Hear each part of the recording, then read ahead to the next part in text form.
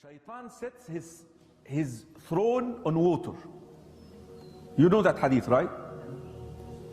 And he basically gives incentives to his helpers from the jinni.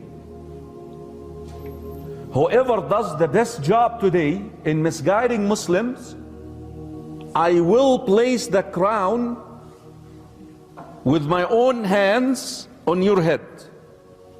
Disperse. Then the jinn would disperse to do their mischief. The shaitan, he sits with his shayateen, they're giving him reports. So one shaitan says, I made this man commit zina. And shaitan, he just hears him. This is in Bukhari and Muslim, so it's a sound hadith. And another shaitan comes and says, I made this man steal. I made this guy do this. I made this guy do that. I made this woman do this. I made this woman make, remove her hijab.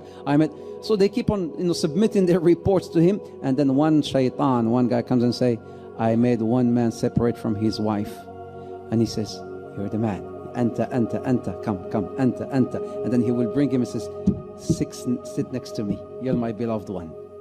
This jinni will stand up and say, today I was able to separate a husband and a wife. You know what Shaitan will say? Ni'ma ant. You are my man.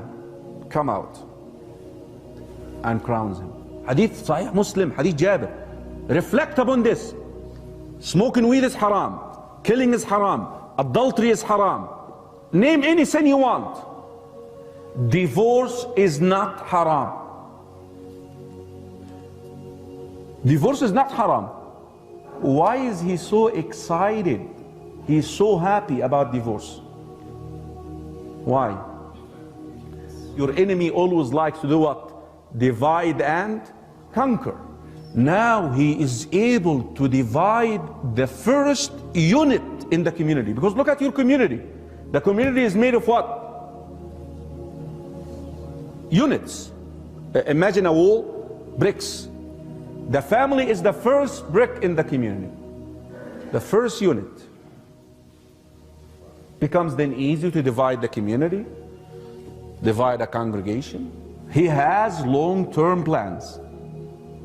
The one who separates between a husband and a wife, he is most beloved to shaitan. Be careful. Don't let the shaitan trick you.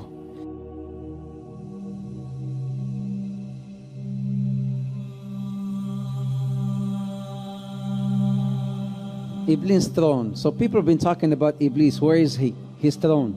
The Prophet ﷺ has reported, in a very sound hadith, which is in Muslim, reported by Jabir, that Arshu Shaitan, Arshu Iblis ala al-ma'. Arshu Iblis ala al-ma'. The throne of Iblis, the throne of Shaitan, this is the master Shaitan. The master Shaitan, his throne is on water. Where? What water? What ocean? Allahu Ta'ala a'lam. But there are certain indications that could maybe tell us where his throne could be. There's another hadith where it says, Innahu, this is also in Muslim, Innahu عند برزخ الماء. عند برزخ الماء. What's a barzakh?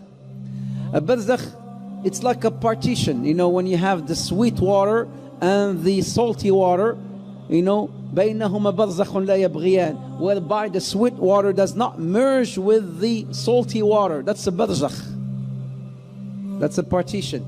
In this hadith, he says he is on this barzakh.